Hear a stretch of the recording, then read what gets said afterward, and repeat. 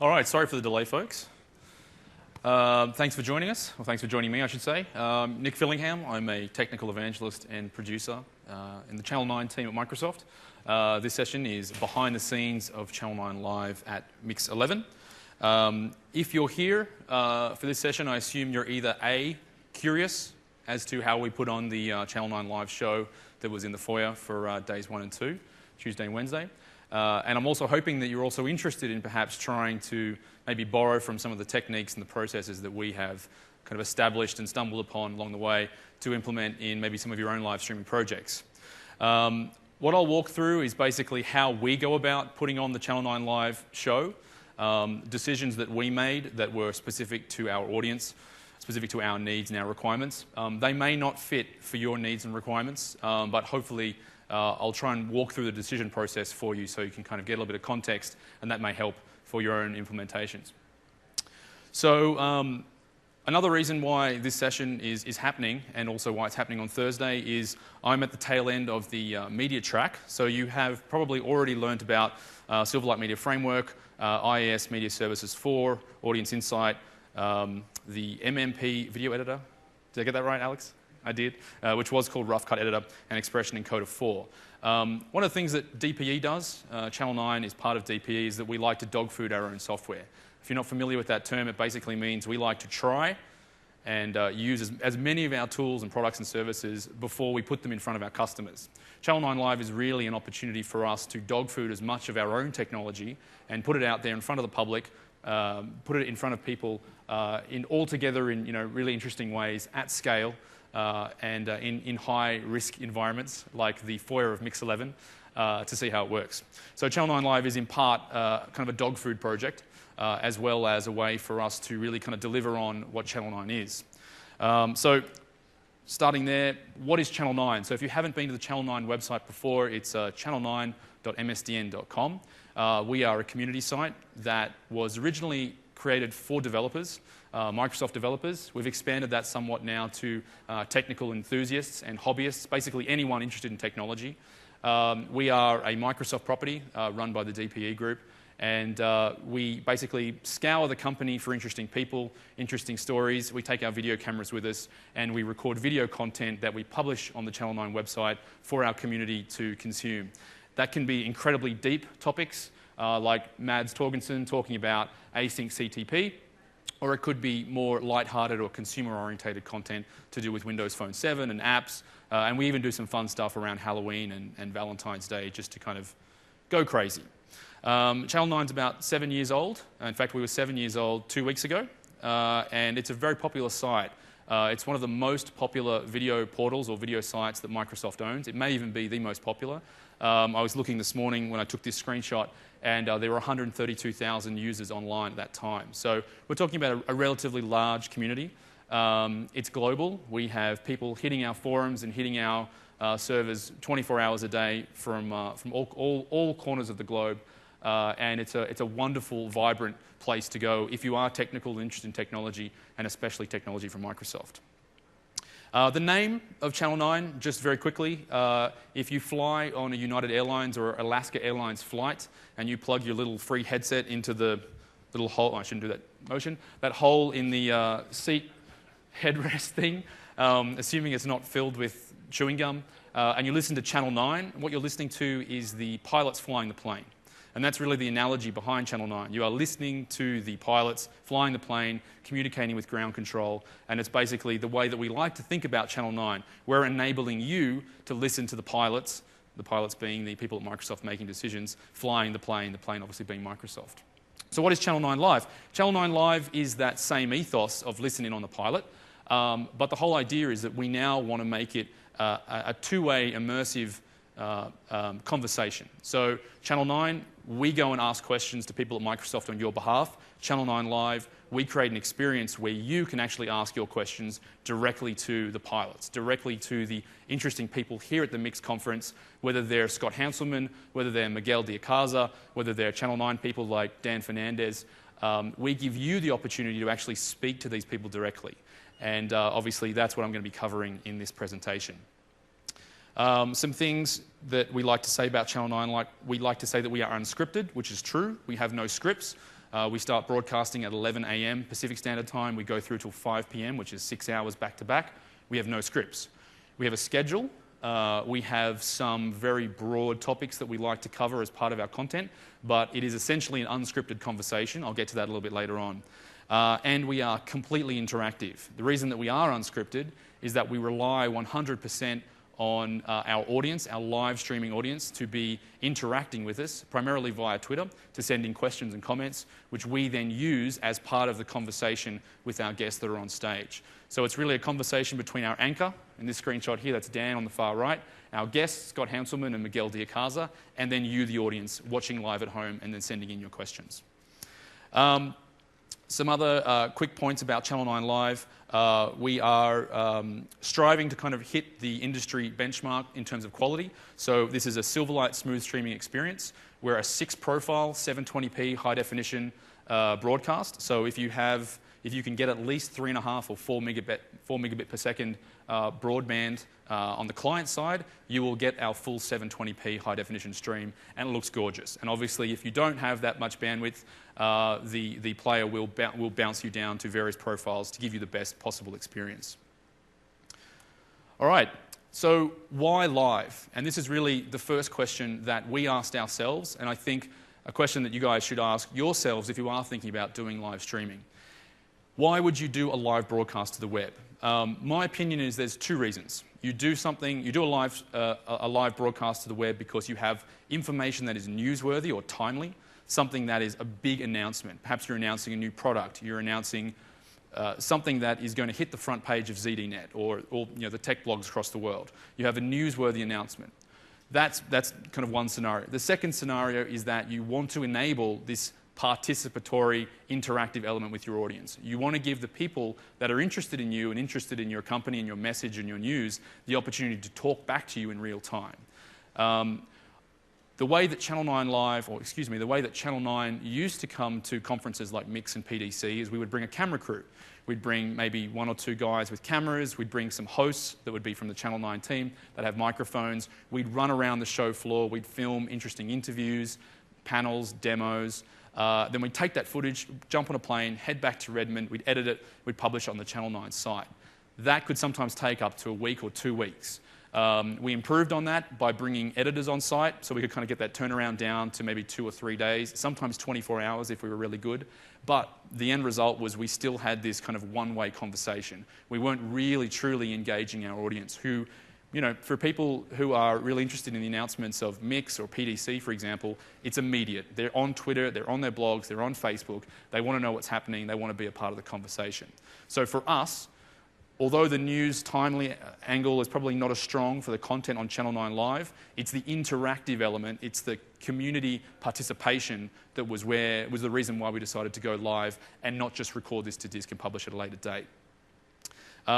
We also immediately follow the keynote. So the keynotes here at MIX ran from 9 a.m. to 11 a.m. on Tuesday and Wednesday. Channel 9 Live began the frame, not even the second, the frame that the keynotes finished, the Channel 9 Live broadcast began. And we did that for a few reasons. One, we spend a lot of money on the keynotes. They're a very expensive production to actually physically produce, and obviously they're the flagship element of the conference here at MIX.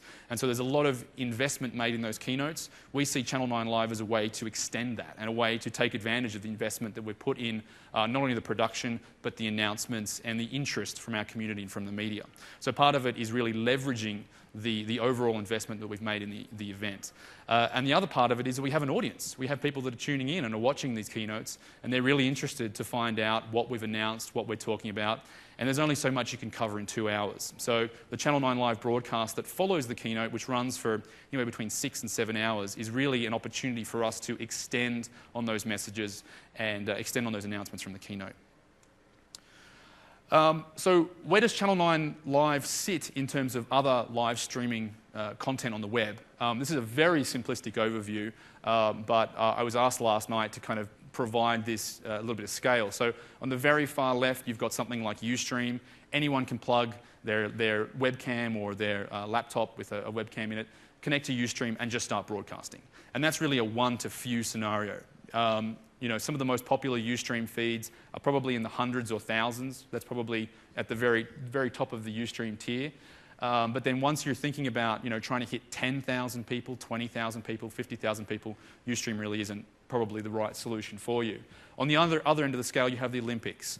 And Alex in the front, who's going to be heckling me for the next hour, and his team who built out the smooth streaming player and all of the infrastructure behind the Olympic streaming, that's in the 500,000 plus live streaming viewers. So that's kind of on the far end of the scale. Channel 9 Live is somewhere in the middle. And the reason why I've got kind of that little blue cloud is because we can really scale anywhere from one user for a very specific scenario, if we chose to do that. We can scale probably up to the hundreds of thousands. And it's really up to us to identify in advance how many people are we trying to target, and then that allows us to scale up or scale down the production that we do. So Channel 9 Live is kind of somewhere between Ustream and a PDC or a MIX keynote, which is obviously a big scale, but kind of wanted to provide that.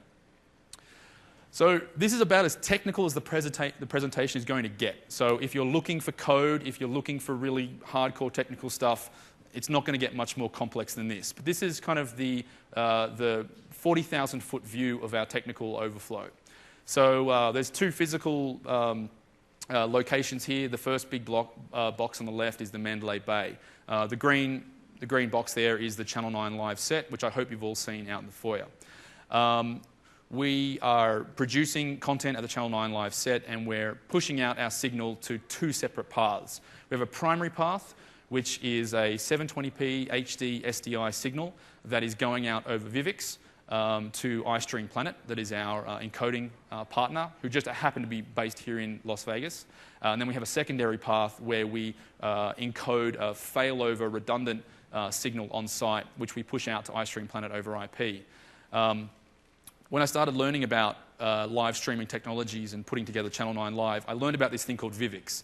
And this is like the coolest thing ever. Vivix is a private dark fiber network, which you can patch into for about like $500 an hour or something. I can't remember the price. But essentially, all of the major sports venues and music venues around North America, and I think it goes up into Canada as well, have these Vivix, and there's Hibernia and other companies, but they're these private dark fiber patches, and you can kind of turn them on and off as you need to in order to get this. You can get HD SDI transport from here in the Mandalay Bay to perhaps back in Redmond, where we have a Vivix drop at MS Studios, to Las Vegas. To iStream Planet in Las Vegas. But the cool thing is you can rent this dark fiber by the hour, and it allows you to send an HD SDI signal, hundreds and hundreds, if not thousands of miles for what is relatively low cost. So when we discovered Vivix and Hibernia, I thought it was very, very cool that you could go and kind of rent this stuff by the hour.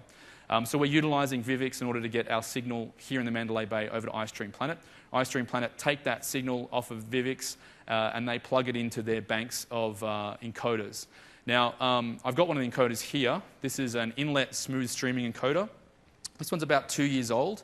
It's a Spinnaker 7000, which allows us to do 4 profiles in parallel. The top profile is a 720p HD profile, and that steps down to, well, we can actually choose any profile we like, but this one will do high definition live smooth streaming. We have one, that's it, you're looking at it, and that's the one that we use for our on-site redundant encoding. iStream Planet have about 1,000 of them, or they have many, many, many, and that's what we use for our primary. So once the signal gets to iStream Planet, they're creating 6 smooth streaming profiles for us, and they're pushing them through to Origin, which they host. Origin is basically just a Windows Server 2008 box running IIS Media Services 4. Our on-site encoder is also pointing to the same Origin.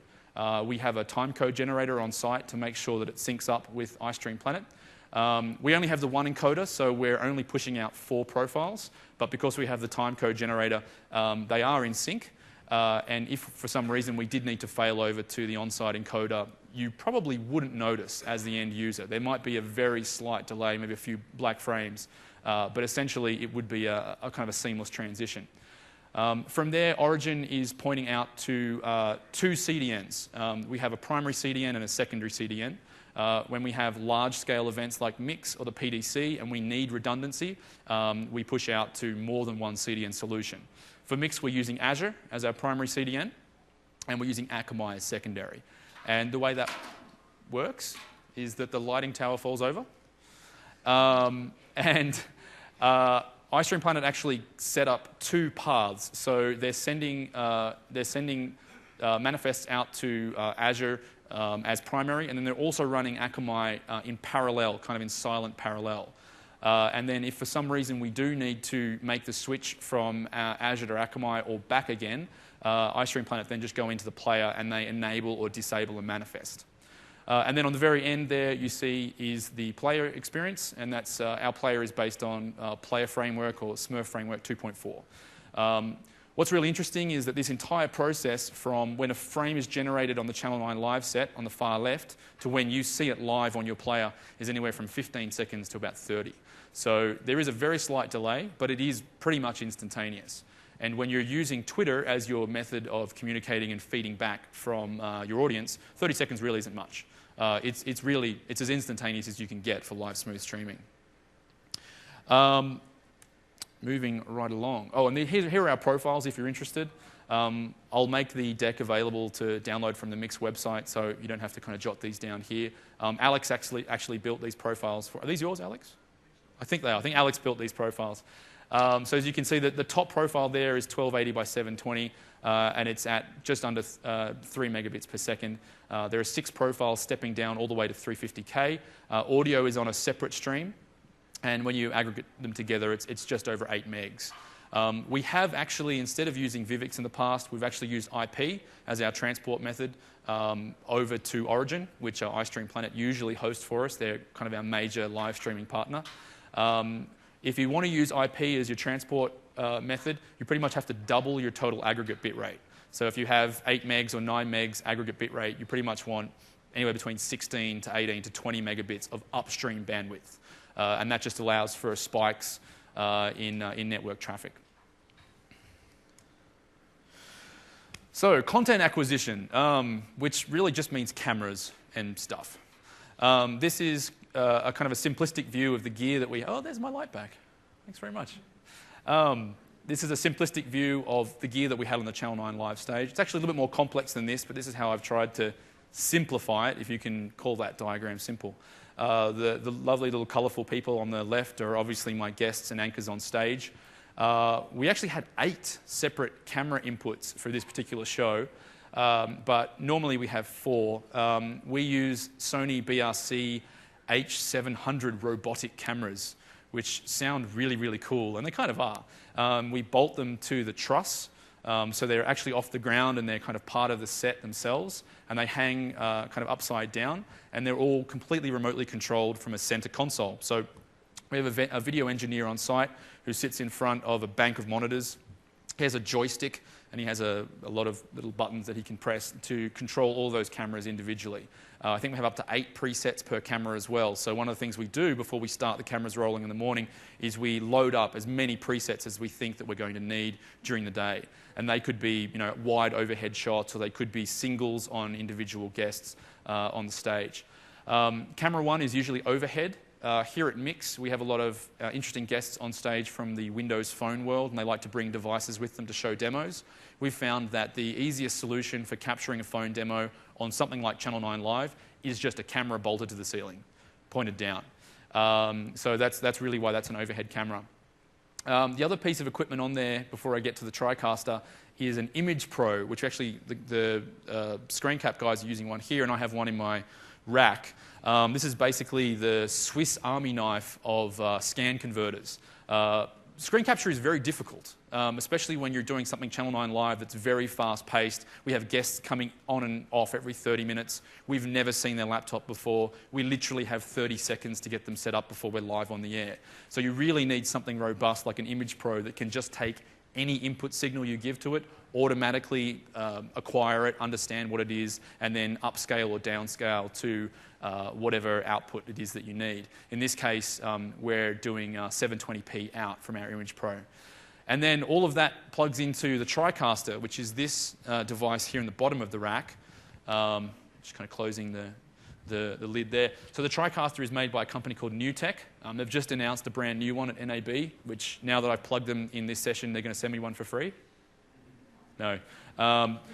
And it's, it's basically a Windows 7 64-bit machine in a 6U, or is it a 4U? In a 4U rack, server rack, it has 8 HD SDI inputs, which is kind of crazy, and it gives you 3 HD SDI program out. So we used up all 8 HD SDI inputs for Channel 9 Live here at MIX, and we actually used all 3 out as well for all our various program outs, the redundancy to the on-site in Spinnaker, and then primary out to Vivix. We have a few monitors on stage. The bottom right monitor there with Twitter, that's how we go about our interaction and how we take questions from the audience. So we have Larry Larson from Channel 9 who sits in front of his laptop and has it connected to this kind of overhead camera, and that's how we display Twitter, which I'll talk to a little bit more. And the other interesting thing about the production of Channel 9 Live is we're actually pretty lean. We have basically 7 staff. I kind of serve as producer, which basically means that I just stress people out unnecessarily. We have Michael, who's in the back there, who is our director extraordinaire, who runs the TriCaster and gives his direction to our video engineer on what kind of shots that he wants. We have a video engineer that's sitting in front of the robotic control cameras, who's actually controlling those, bringing in presets and or changing camera angles on the fly. We have 2 audio folks. We have an A1 who runs the board and is responsible for the mixer, and then we have an A2 who's getting microphones on and off of people. And then we have a stage manager, and that's pretty much it. We really run 6 to 7 staff in order to put on Channel 9 Live, which I've talked to people that come from the world of television and live broadcast television, and they just said I was crazy, absolutely crazy to try and do 6 hours of live TV with 7 people. Personally, I think it works really well, and I'd love to even reduce it further if possible. Not because I don't like any of the 7 people, but it's just I like minimalistic things, and I think kind of if you can simplify stuff, then the better. Anyway, so look, there's Michael. So I'm going to talk about live switching and kind of how the TriCaster works for those of you that are intrigued. This is the only live switching unit I've ever used, so I actually don't have a lot of experience in this space. If you do have questions, I'll be happy to try and answer them for you, but my only experience is with 2 models of the new tech TriCaster. So here's the back of it, and there's the 8 HD SDI inputs up top with digital audio, and then they have component input underneath that. Lots and lots of balanced XLR in, dual power supply for when it fails, which never has, and lots of other goodies. So you've pretty much got a lot of options with this thing. This is the controller board, which we only just got on Monday. I think it was only just announced very recently, and Michael had never seen it before. It arrived on Monday. We went live on Tuesday morning, and he had it all down pat by then. So that's how you can call up all your cameras and transitions and titles and overlays. And without the controller board, without the big TriCaster board up top, you need to use a mouse and keyboard. So I just put it there for comparison. And that's obviously very cumbersome when you have 8 cameras and titles that you're trying to switch backwards and forwards. This is what the interface looks like. This is just a photo. I tried to grab a screenshot from the TriCaster when we were live, but I was very nervous that I would ruin things. So this is kind of what we're looking at once we are live. You can see all the camera sources up on the top left there. I think there's 7. There's 7 running there. The 8th we plugged in a little bit later on. There are 2 DDRs, which are essentially pre-recorded footage. So we have some animations that we roll in and out before and after the show, and we also roll that in between segments. We have slates and titles, and then we can also bring in audio. And this is basically the interface that Michael sits in front of for about 7 hours a day. Cameras. So this is what our video engineer James sat in front of. There is a bank of Image Pros on the right, which I actually don't really know what they all did. But the important stuff there is kind of on the left, where he has the monitors for all the cameras and the joystick. These are the Sony BRC700s on the left. So you can see they actually are kind of cool looking. And yeah, they're completely robotic. They have a full 360-degree motion, and then I think it's kind of a... I don't know, but they kind of go up and down in that direction. Is that pan or is that tilt? What's that one? What's this one? That's tilt? Okay, so they've got full tilt. And that's all controlled remotely via the joystick. And these are 1080i HD SDI out natively, which is kind of nice. We can just plug them straight into the TriCaster, and the TriCaster will scale the 1080i down into 720p.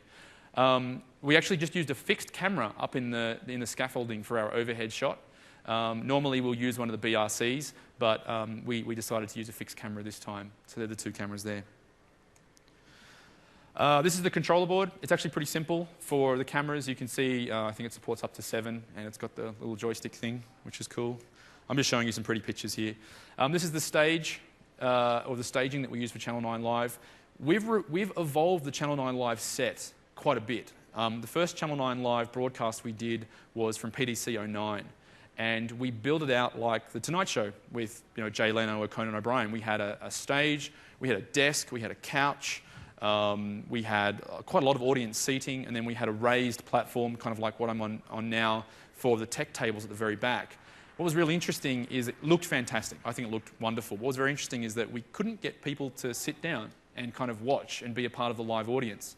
For some reason, this happened again at MIX11. This happened again at Dev Connections, the Silverlight 4 launch, TechEd North America 2010. For some reason, attendees at technical conferences don't want to sit down in front of a live interactive talk show, which is kind of interesting. So we killed that. We got rid of the Jay Leno style desk, and we got rid of the audience seating. And so now we're in this kind of funny triangular, angular setup where we kind of shoot into a corner. We have a big conference table that our guests sit around, and then we basically have a scaffolding truss that goes around the entire edge of the set, and that's what we bolt all our assets onto. So the cameras are bolted onto that, the monitors are bolted onto that, anything we can do to get it off the ground. And this is what we have found works really, really well for the MIX and PDC, for the most recent MIX and PDCs, because it still allows people to stand around and watch and see what we're doing. They can kind of be a part of the action if they want to. They can kind of sit behind us and kind of be a part of the audience, but there's no kind of formal audience seating. And for some reason, I can't tell you why, but for some reason, that's what works. So if you are thinking of doing this at your own company or one of your own shows, that's just kind of the experience that we have. This is to show the positionings of the cameras. It's kind of a little bit hard to see, I apologize, but there's 5 cameras there on the truss itself. We had another camera on a tripod out in the foyer, and then we took a screen capture source, which was a 7th camera, and then I think we plugged in an 8th yesterday for some reason.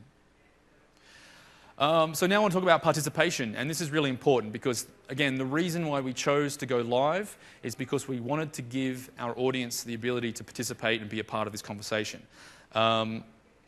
It's really the reason why Channel 9 Live works is because we don't have a script and we aren't kind of reading from pre-prepared lines. We really are genuinely relying on our viewers to send in questions in real time and feed off other questions that they see on Twitter. So another interesting point, just from a production perspective, is that there's really no magic behind how we get the Twitter questions to our guests. There's an analogy for the Russian pencil analogy. Does anyone know this? Where Americans spent hundreds of thousands of dollars making a pen that can write upside down, and the Russians just use a pencil. Our Russian pencil, was that it? Sorry? It's not true. Sven has debunked the Russian pencil. I love that story, Sven. It really will? And you can't use pencils in space. Wow, so now that's fantastic. Okay, so I'm not going to say it's our Russian pencil, I'm going to say it's our upside down pen. But using the flawed Russian pencil analogy, we looked at a lot of teleprompter software. We looked at ways of incorporating the Twitter feed directly into the TriCaster as a camera input. It proved very difficult. All that we did is we have Larry's laptop, which you can kind of see closest to us on the right. He is extending his monitor to a second monitor, which is bolted to the truss, looking at the guests. He's copying and pasting tweets into Word. That's our Russian pencil. So I apologize for destroying the magic. But yeah, there's really nothing complex about how we get Twitter up on the screen. Just a sample of some of the tweets that we get. I like to show these because it's a really interesting, very, very diverse group of people they're tweeting us and the kind of questions that they're asking. We can't obviously answer all questions for a number of reasons. Sometimes we get flooded. When Scott Guthrie comes on Channel 9 Live, we just can't keep up. We get 20, 30, 40 questions a minute, and there's just no way to actually sift through them all and get them up on the screen. So sometimes we just have too many, and we get flooded. Also, sometimes bots pick up weird keywords, and all of a sudden you'll see one person ask a question, and then like 25 spam bots are retweeting the same tweet for really no apparent reason. And again, you get lost in the noise. And also the other challenge too, and if you are a content producer and you're thinking about doing this for yourself or for your clients or for your company, is that obviously, we can't ask every single question. Sometimes they're going to be asking about things that are unannounced. They're going to be asking about topics that we can't really discuss, or perhaps they're asking questions that don't really have an answer in the sense that maybe decisions haven't been made. But regardless, we do our very best to try and pick out all the tweets from the live stream and get them in front of our guests to address in some capacity. The other thing that we do is we use the archivist. This is just one particular scenario that was built by, I think, Thomas Lewis and Carsten Jankelowitz. Is that how you say Carsten's last name? Anyone know?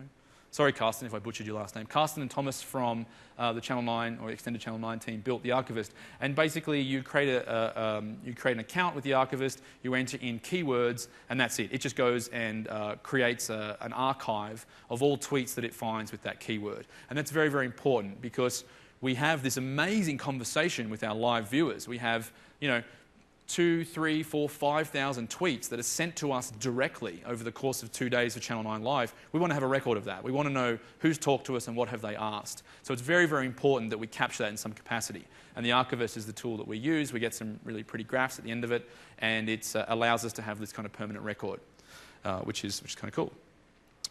All right, live production and VOD timeline. VOD stands for video on demand. I've learnt over the last few days that I use the term VOD perhaps incorrectly. I'll tell you how I use it in just a minute, but I want to walk you through what our production timeline looks like for a Channel 9 Live show, and specifically here at MIX. So at MIX, we're actually sharing the same primary transport with the keynote. So the high-definition signal that's coming out of the keynote room here at MIX is actually on the same Vivix path that we use. We have an engineer backstage that does a fade or a switch between the keynote signal and Channel 9 Live when we begin. So that's why you're seeing the keynote in the same timeline. So 8 a.m., we turn our encoders on. We verify we have signal from both Channel 9 Live and from the keynote. We make sure we have audio. We make sure everything's in sync. We do some tests, and we make sure that everything's OK. The show at the keynote then begins at 9 a.m. The very first thing we do is we add a marker to the timeline. And that's very important because the encoders have now been on for potentially up to 60 minutes. So there's actually 60 minutes worth of content already in the manifest. So by the time the keynote's finished, you can actually scrub back and watch 60 minutes or up to 60 minutes of something. We try and put a slate in there, or we try and put color bars in there to be very, very obvious that this is not the keynote, in case people kind of do get a little bit confused. But we put a marker in there, and that actually signifies start of show for the keynote. Keynote runs for 2 hours. At the point when the keynote finishes, we have the engineer backstage who does the transition, does the switch to Channel 9 Live, and we start programming. At about 11:15, 11:30, we had, I think someone at MS Studios pulled together an RC edit, which we're now calling video editor, a video editor edit of the keynote so that we could make that on demand, just the keynote itself, and we published that on the website. So we used RCE or video editor in order to make the keynote available on demand as a kind of as a discrete piece of video that was part of the overall timeline. Channel 9 Live then goes through till 5 p.m. At 5 p.m. when we've finished our programming, we stop the encoders, but we leave our publishing point open. And this is where it becomes this is where the discussion begins. What we do is we leave our publishing point open for the duration of the amount of content that we've just produced. So, for example, 9 a.m. was the beginning of the keynote. 5 p.m. was the end of Channel 9 Live. We now have 8 hours of content in a single manifest that's available for anybody to watch at any time and scrub backwards and forwards in. The thinking here is that at 4:59 p.m., before we shut off our encoders, someone might come to the website, realize that they're at the end of the day, and go, I want to go watch the keynote. And they grab the slider and they scrub all the way back to the beginning of the day and they start watching the keynote. And so that person may also think, this is really good stuff, I'm going to keep watching. So we leave our publishing point open for that full duration again of 8 hours time to allow that person that came at 4:59 to basically watch the entire DVR window before we kick them off. And then at midnight, we shut down the publishing point, which does unfortunately kick off anyone that is still in DVR mode. And then we transition those bits to VOD or video on demand, which is basically a more permanent location. And Alex, is it true that before we shut down the publishing point, the whole manifest just sits in virtual memory? Is that right? Or is it committed to disk? Okay, yeah, so at the point when you actually shut down the publishing point, that's when the manifest is being committed to disk. At that time, it's actually sitting there in virtual memory. So in this particular example, we have 8 hours, more like 9, of 720p smooth streaming video in virtual memory on an Origin server that we are delivering to potentially 10, 20, 40, 50,000 people at any one time. So that concept alone is actually kind of mind-boggling. And then when we shut down the publishing point, it's committed to disk. Oh, it's only the manifest? Oh, okay, cool. If Alex was just saying it's only the manifest that's in virtual memory. It's not the full video file, so that was my mistake. Apologies. Cool, so now content. Content comes first. The reason that I say that is you might be production ready. You might have all the equipment. You have all the right people. You know how everything goes together. You can produce this content. You're very confident with your ability to actually plug everything in and start live streaming. But without good content, obviously it's pointless. That might sound like a stupid thing to say, but we have been approached, the Channel 9 team have been approached many times internally at Microsoft by teams that say, hey, we want to do Channel 9 Live. It's awesome. We love Channel 9 Live. We're like, that's great. What are you doing? And they either don't really have an idea or it's not very substantial. It's like, oh, we're announcing an update to a service pack. And it's like, well, there's not really a lot of substance there. You know, it's a big undertaking to do a live streaming event, especially something that runs for multiple hours. So it's very, very important that although you might be technically ready and you're production ready, that you actually have the content. And the content is multiple things. First of all, you need experienced anchors. The anchor is what I refer to as, in this particular example, that's Charles there on the right, Charles Torrey from Channel 9. He's the anchor, he's the moderator. And then Doug Crockford there is the guest on the left. The moderator is incredibly important, or the anchor is incredibly important, because they may have to run that entire segment by themselves with no interaction. You always have to plan for nobody watching you and nobody sending in questions. Now, obviously, that doesn't really happen, but sometimes it does, for whatever reason. Sometimes Twitter is over capacity and people are asking you questions, but you can't receive them. So essentially, it's like nobody's watching. That's why you need very, very experienced anchors that can run a 30-minute conversation with just them and another guest, and that's actually quite difficult. You obviously need to have good guests, popular or interesting people that are well-known, internet celebrities, and by that I mean the Scott Hanselmans of the world, although I shouldn't have said that because his head's already massive. But then people like Doug Crockford too, who are just very well known in the industry by name, and you don't really have to do much to actually explain who Doug is or why people would want to go and watch them.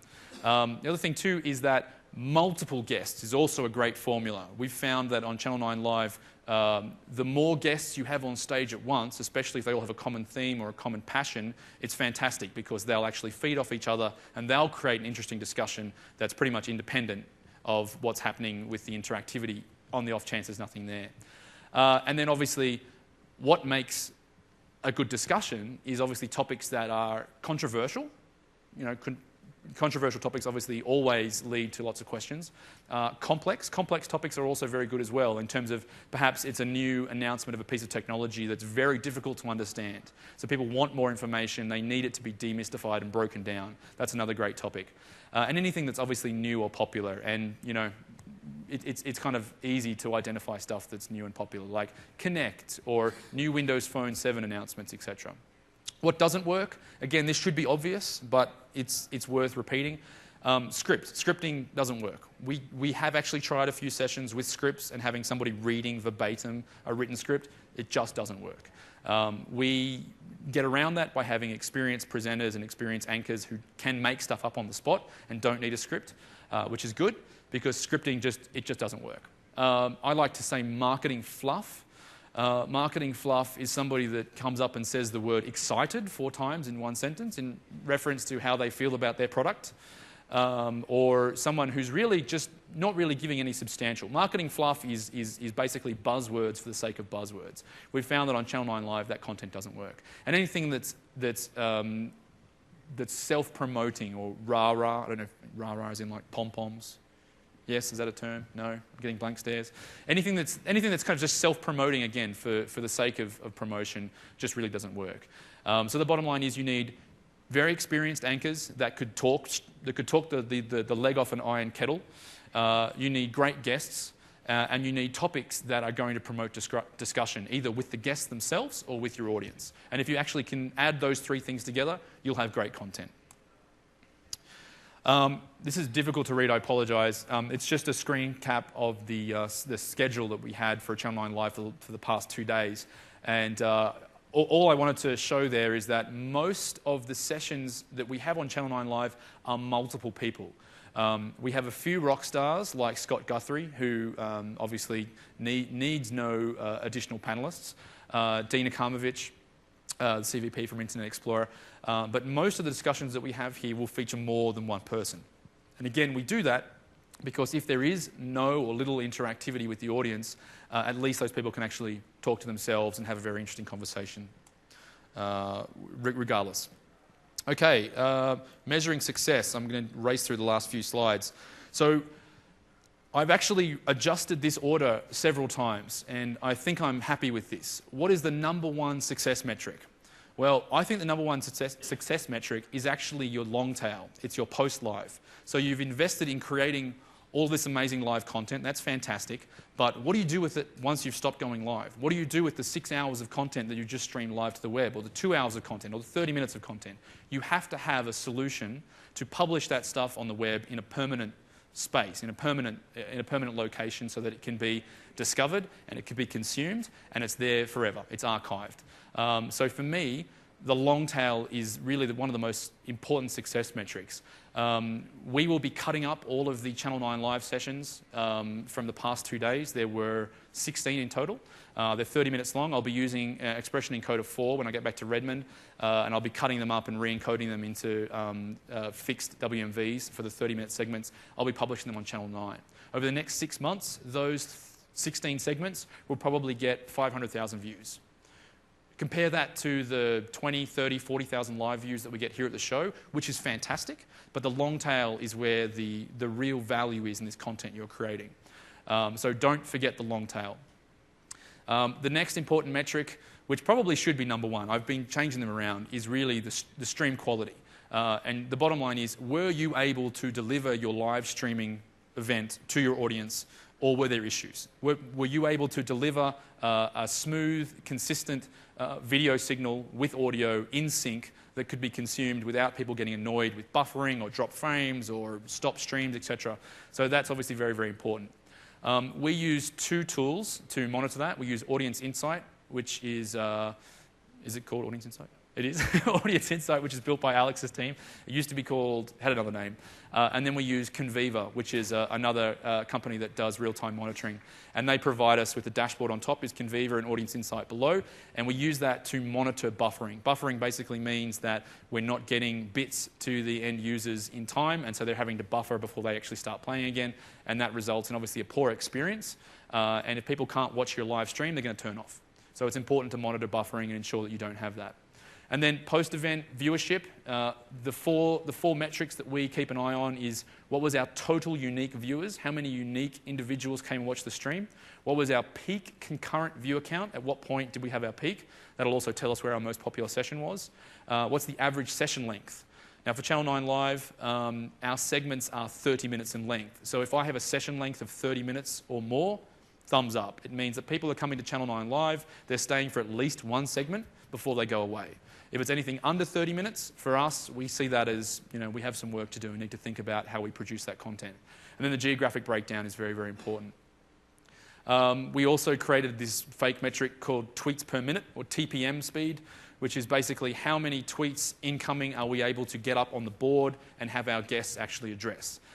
We think it's 2. We think it's 2 tweets per minute is a really good run rate for ensuring a really good steady flow of interactivity, both in terms of allowing our guests time to answer the questions that can come in, and also allowing a good number of viewers to actually get their questions answered. This is just a zoom in of the Conviva audience dashboard. This is not on live data. I think I took this a few days ago when we were testing. But one of the really cool things about Conviva is you get this great map, which happens to be not served up by Bing, but let's not look at that. And it shows you literally a little pin for every single user that you have. I'm currently in country mode, so it's all being condensed into, well, it mustn't be. Yeah, yeah. Country mode, so it's currently condensed into individual countries, but you can go down to the individual user level, which is kind of cool, and it really just shows you who's watching and where are they, and that's very, very important. And then this is Conviva. This is the Audience Insight dashboard. This was not a final build. If you're wondering kind of why there's the funny kind of jagged lines in between, but again, this is showing us where obviously all our viewers are coming in. You can see obviously the curve as viewers are joining the stream as we kind of get, and we have a kind of a plateau there for several hours, a drop and then a spike. I actually don't know what that is. I need to go in and have a look, and then it kind of starts to tail off towards the end of the day. Avoiding fails. I'm almost at the end, I promise. Avoiding fails. You need to spend a lot of time thinking about this, and we spend a lot of time thinking about this. We also have had a lot of fails, which are kind of good because you get to do a post-mortem afterwards and work out what went wrong. You need to do 2 things. Well, you need to do several things. First thing, plan to be extremely popular. If you think you're going to have 20,000 live viewers, plan for 200,000 live viewers. Now, obviously, there are budget concerns and things you need to think about there, but you need to plan to be extremely popular, because if you are extremely popular and you have more people trying to watch your stream than your CDN or however you're getting bits out to them can provide, it's going to crash, and you don't just lose the additional people, you lose everyone. So you need to plan to be extremely popular. You need to assume that everything will break, and that's in the acquisition phase. You need to assume that a light will die, that a camera will stop working, that a cable will be cut. You need to assume from the transmission perspective that we actually were at TechEd North America in New Orleans, and we were using IP transmission to primarily get our signal out of the building. And there was a road crew 3 blocks away with a concrete saw, and they accidentally cut through the fiber lines coming into the New Orleans Convention Center. And we found out because, just everything went dark in the building. And that was fun. That was fun to realize that there was no internet at all for the entire New Orleans Convention Center for about 3 hours. You need to plan for transmission to break. Encoding, and obviously delivery, and delivery is kind of more at the CDN side. Real-time monitoring. So Audience Insight framework that was built by Alex and his team, and I've got a URL at the end to learn more about it, is very, very important. If you are using smooth streaming based on the Smurf, which we're not calling Smurf anymore, Player framework, make sure you use the Audience Insight framework to get yourself this real-time monitoring, because you just need to know. You need to know how people are watching, what your buffering levels are, any kind of issues that you're seeing with HTTP errors. Record to disk. If you do lose your transmission, if you do lose encoding, try and have a local recording of what the content you're producing, because that way you can take that disk and you can at least publish it on demand at a later date. You might have lost the ability to stream live, but you haven't lost the content. So that's also very important. And then don't forget, if you are using third-party services like Twitter, they can fail. And they do fail. Twitter gets over capacity all the time. And if you're relying on that entirely for your interactivity, then it can kind of suck when Twitter goes down and no one can actually send you a tweet. Additional tips and tricks from me. Screen capture is hard. Again, Image Pro, I'm not endorsed by them, but if they want to send me several, I'll gladly accept them. Thankfully, I don't work for the government. This is the Image Pro here, which is the kind of the image scaler. Screen capture is difficult. So you need to really think about it if you are going to be taking sources from laptops and PCs for demos. There are also human failure points. And human failure points are things like bathroom breaks. If you are going to be broadcasting live for 6 hours, you kind of need to think about that in advance. You also need to think about, when do people need to eat? How many 5-hour energy capsules do they need? How many times do they need a Cliff Bar to kind of boost up their protein intake? So there are human failure points that you must think about. One of the downsides of being incredibly lean, which we are on Channel 9 Live with 7 people, is that if someone has to run off to the bathroom, one of us has to fill in. So that's definitely something to think about. And then Twitter tricksters. What I mean by that is technical people at these conferences, you're genuinely smart, and smart people are usually funny, and funny, smart people usually try to trip people up. At the Silverlight 4 launch, we had somebody who was submitting some fantastic questions, and they were from the XAML, X-A-M-L, XAML Table of Experts. Does anyone want to spell that out for me? XAML, T-O-E? XAML, toe? No? Blank stares, okay. Well, we had about 10 fantastic questions coming from the XAML Table of Experts, which we kept putting up on the screen. They were great questions before someone said, you do realize what that phonetically says. And so there you go. So you have to be aware of sneaky, smart, funny people that are trying to kind of trip you up. So what's next for Channel 9 Live? I think a lot of people would probably see what we do and think that it's we've kind of nailed it and we have our configuration locked down. And we're very happy with what we're doing. We think we get great results, but we definitely have more things that we want to do. We want to start broadcasting, much more regularly. We want to reduce some of the complexity that we already have. I would like more redundant options and processes. We only have one on-site encoder, which means that we can't match the 6 smooth profiles that we're sending out if we do utilize our external encoding company with iStream Planet. We also would like to look at Twitter and the interactivity element and how we can build that more into the actual on-stage experience. Currently, when we read your question out, literally our anchor is just kind of reading it from a screen. You're not really involved in the broadcast. We'd love to find a way to be able to show your tweet up on a screen with maybe your avatar or your picture and really involve our audience more in the actual content of the day. So, almost at the end. Try this at home. Everyone should go out and give this stuff a go. So what do you need to do? First of all, I recommend you start small and start simple. Rent this gear. Pretty much everything here is available to rent. You might have to make a few phone calls to find out who has it. Finding the right crew is important. If you don't have the right people, then the gear is inconsequential. Don't forget your on-demand or the long tail. And as I mentioned before, just because you're production ready, just because you have the capability to go live, doesn't mean anything unless you have the content. So content trumps production readiness. Find great anchors, find great guests, and again, you have to at least assume you have no participation when you go live. And that's with 1 minute left. Are there any questions? I'm happy to take questions. Yes? Approximately, just in round numbers, what does it take monetarily to put on MIX? To do the Channel 9 Live component at MIX. So the question was, how much does it cost to put on Channel 9 Live at MIX? Yeah, it's kind of hard to say. I'm not trying to skirt the question, but because we're part of the Keynote infrastructure as well, I would say anywhere between $50,000 and maybe $100,000. But this is, for us as Microsoft, this is the top of the scale. We have full redundancy on pretty much everything we do. We have full transport redundancy, full encoding redundancy. We're running 2 CDNs, Akamai and Azure. So this is really the very, very top of the scale. My little box here, this actually sits in the Channel 9 studios in Redmond.